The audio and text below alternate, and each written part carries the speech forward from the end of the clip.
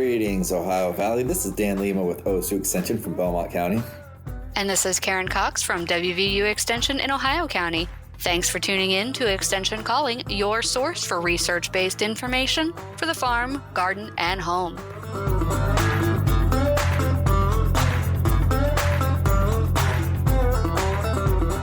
COVID-19 vaccines were given to tens of thousands of people in early clinical trials and to hundreds of millions of Americans since. Top health experts agree that COVID-19 vaccines are safe, effective, and trusted. Visit or contact your local health department. All right, so fall is here, and pretty soon with these cold weather snaps, we're going to start to see the changing of the colors, which everyone enjoys. Okay, not everybody, but most people who, should. Everybody should enjoy the changing of the colors. No pressure there. And what the colors that we're talking about. You must enjoy the trees. Well, I was about to say, the colors we're talking about are tree colors this time. This is true, yes. So tree colors are going to be changing, which means that the chlorophyll is getting sucked back into the tree, and it's exposing all of those hidden chemicals that have been in the leaves the whole time, but have been covered up by the more powerful color of the chlorophyll in the leaves. And so with fall coming, there's a couple things that people start to think about, and they start to think about trees more because they're more apparent. So we're going to talk about trees today. Yay. That's right. So and just for those people out there that might not be aware, one of the main reasons why trees suck back the chlorophyll is because that contains a nice little nutrient called nitrogen. And nitrogen is hard to come by. It's a very nice commodity nutrient. So the plants want to keep that. And what's typically thrown away are the carotenoids, which are nothing but carbon and hydrogens. So they're like, we make sugars all day long. We can get rid of this stuff, but we're going to keep the nitrogen. In fact, the colors the yellows anyway, that you would see have always been there, but they've been masked by that chlorophyll that you're talking about. So even plants know what's good and what's good for them. Oh, yeah, that's right. They've been doing it for a long time. I should say trees specifically. They're like, hey, I'm going to hold on to this because I can use it later. Well, trees is one of the reasons I love trees, right? Is because trees have been around so long and they do their thing. Like if you go into a forest, it is an entirely different ecosystem than it is outside the forest. That seems obvious, but the trees actually, they monitor their own humidity levels. They adjust growing conditions. For a lot of the clonal tree species where you're looking at like American beech or tree of heaven, they're all connected underground. A lot of the oaks will root graft and they'll share food sources. You go into a forest and there's that duff layer. That duff layer does all sorts of great things for the trees to help balance the moisture content available for the root systems, but also helps to recycle all of those nutrients. There's this robust ecosystem just in that duff layer. It has so many microorganisms that are working together to decay things, as you've got fungi and critters and nematodes, and it's all sorts of things working together to break down those leaves back into the soil. So there's a real thick layer of organic material in the forest. And as you start disturbing the duff layer, you start disturbing the tree's natural ability to balance the environment that it wants. And so the tree is going to start struggling to rebuild that environment. You look at a tree in an urban environment or a suburban environment, or even out in a pasture field, there is no duff layer. We rake it all away, or the cows stomp it into the ground, or it just disappears. And that makes things a little more stressful for the tree. So today we're going to talk a little bit about how we can better balance the health of the forest against other uses that we may want to have. Yeah, and so we have an understanding.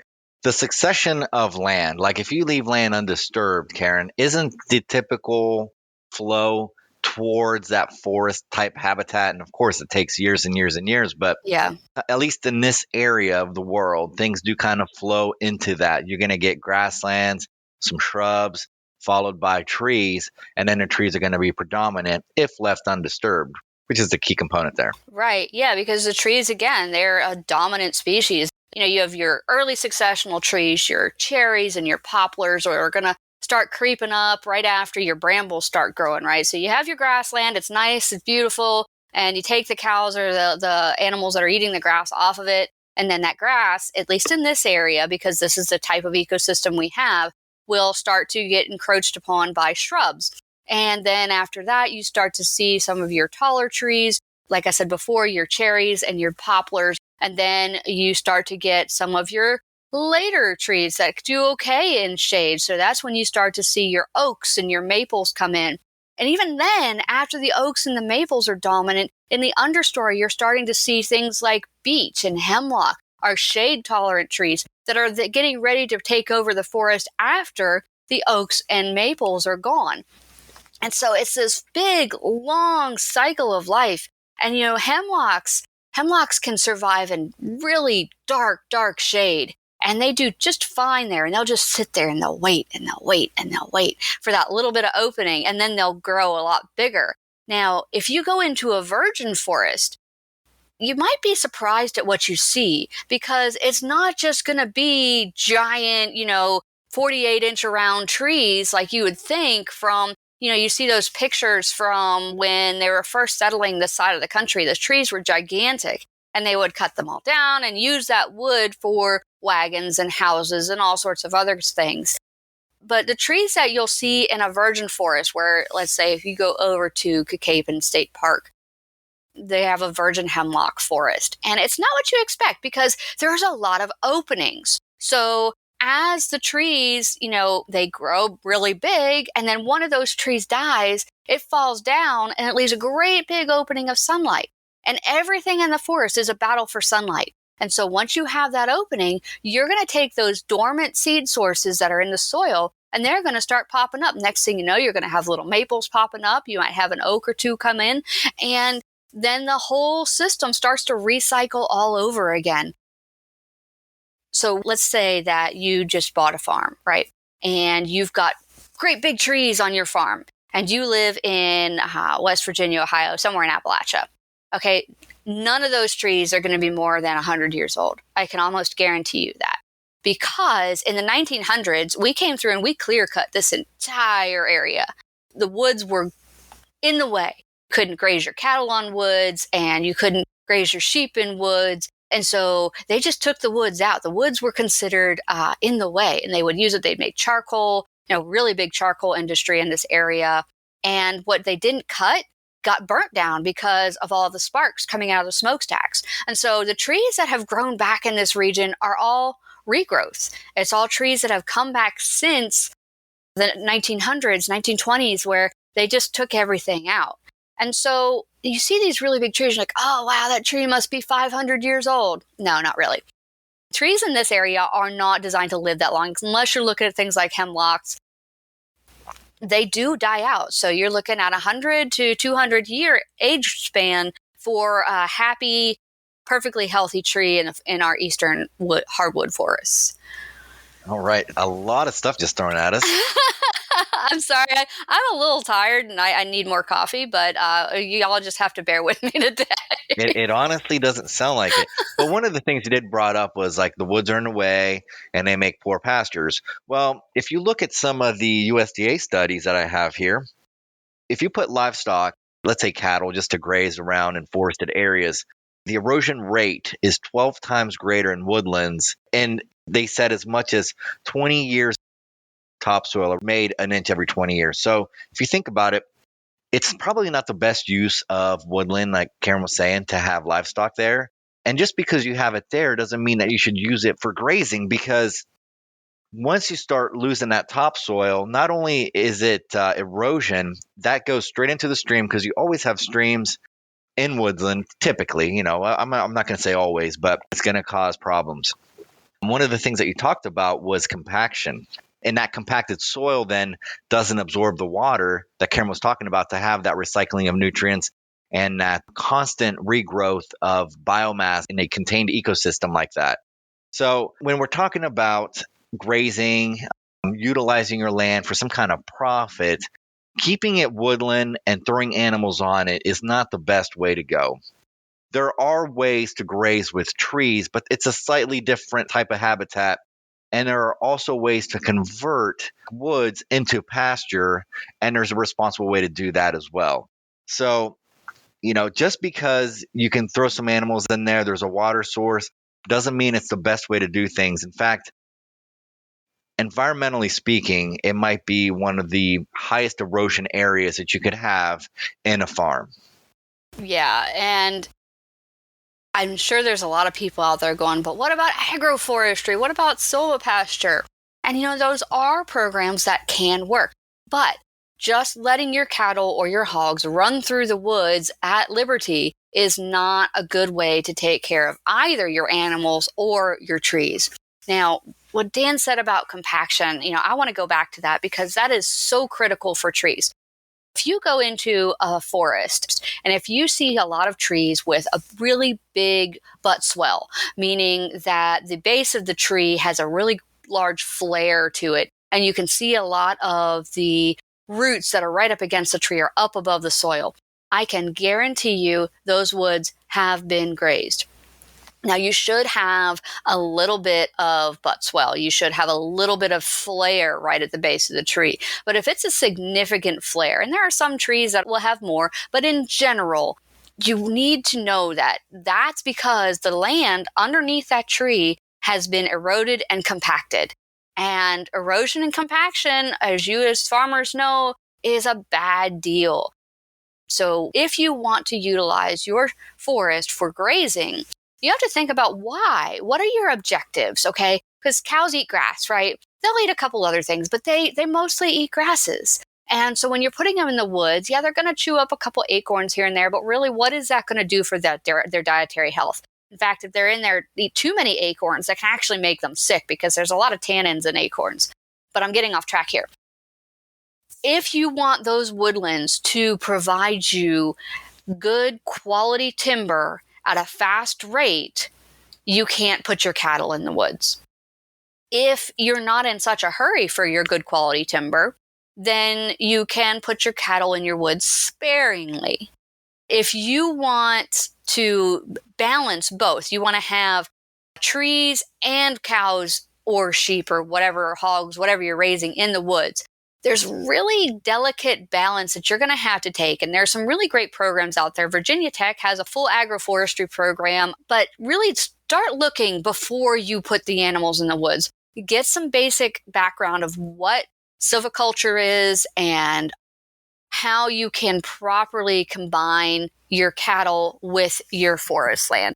Now, some of the things that you can do, you can look at silvopasture. Basically, you're combining trees, forages, and livestock. Your trees are going to need to be more widely spaced, so that way enough light can get down to the forest floor to allow grasses to grow, because what do cows eat? They eat grass, right? So another option could be alley cropping, where you're going to place your trees in a row and you're going to graze in between them. Think about an orchard type situation.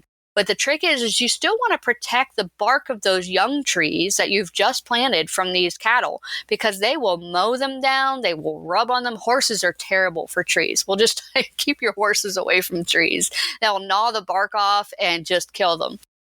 I have here a series of animals and like what kind of things that they do to trees. And it really makes a lot of sense. You were talking about cows. So excessive stalking and duration and the weight, they do compact that soil, cause that swell that you're talking about, erosion, and they destroy young trees. If you have pigs in that kind of scenario, pigs like root. They trample the vegetation that's coming up. Pigs are so destructive. But mainly root damage and also bark. Sheep and goats, same thing. But not so much root damage, but more bark damage. And once you start ripping off that bark, you might have a dead tree before you know it. So you have to watch what kind of animals you put in with what kind of trees that you have available, because different trees are probably going to tolerate different things.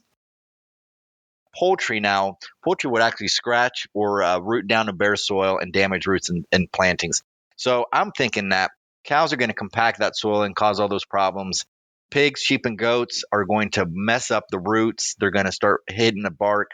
And then poultry is probably going to start damaging more of those important lateral reaching roots that really absorb all the nutrients, those fine roots, because that's what they like to pick at. That's where you have a lot of the insects. So they can cause damage. Not to say that in the right situation, you can't pair the two.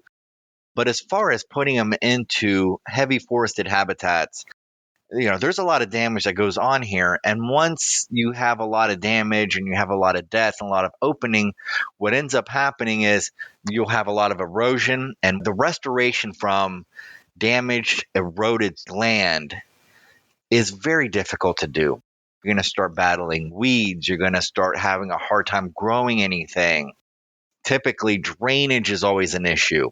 So you want to make sure that you use the land as best you can with future plans in mind. One of the things that you did, Karen, was talk about clear cutting, right? Clear cutting I have seen done, and I have seen people convert their woodland into pasture. One of the hardest things to do is to battle the weeds. Weeds grow in poor conditions, and they're typically not desirable, which is why we try to get rid of them and put something that we desire. Make sure that you stay ahead of the weeds and you really give your grasses, if you're going from a woodland to a pasture type habitat, the grasses time to take hold of that land. Make sure you're watching erosion, making sure you're doing the proper techniques to avoid erosion, to include putting those animals in right away. If you put animals in at the wrong time, you'll have a big mess on your hands. Yeah, this is very true. Very true. And I want to put another question out there. When you're wanting to put your livestock in the woods, why are you wanting to put your livestock in the woods? What is your end goal? Because if your end goal is to make some more money by having more space to graze and to raise more livestock, maybe that's not going to work for you, because the woodlands are rich with valuable products. And forest farming is a trendy thing right now, and it's something that Appalachians have done since they've been here. And that is to farm the forest, to harvest wild plants, medicinal plants that grow in forest land. Some of the more popular ones you've heard of are going to be ginseng. Ginseng is incredibly valuable right now, but it does need proper care and protection because it has to grow to a certain size to be of a higher value. But if you start going in and you start destroying that forest floor habitat, you're not going to have any ginseng. You're not going to have any cohosh. You're not going to have any of those really valuable plants that are out there. And you also could be damaging habitat for some of our rare species that are endangered species, like our pink and yellow lady slippers, our native orchids. And it's important to protect those things because all of the plants in the forest have a use, really. And may not be a use for humans, but they all have a use. And so we talk all the time about soil preservation and preventing erosion and compaction. But when you're looking at a woodland, that organic layer that's in a forest, like Dan was saying, takes a long time to create. And once it's gone, it's going to take a long time to bring back. And so you want to do everything you can to not get rid of that special, highly erodible organic layer. Karen, that's absolutely true. There are better ways to accomplish certain tasks, right? If you do desire more pasture and you have some woodlands, take the time to think it through. Don't damage it before you start converting it, and don't do too much at once. Take in consideration the erosion potential. Take in consideration the movement of livestock. Do things slowly so that you always have a cover on there. Do not bring in the heavy machinery, causing more damage. I have seen people expand their pastures, and some of them have been successful, but that's because they didn't go into it when it was compacted. They didn't go into it with topsoil stripped out.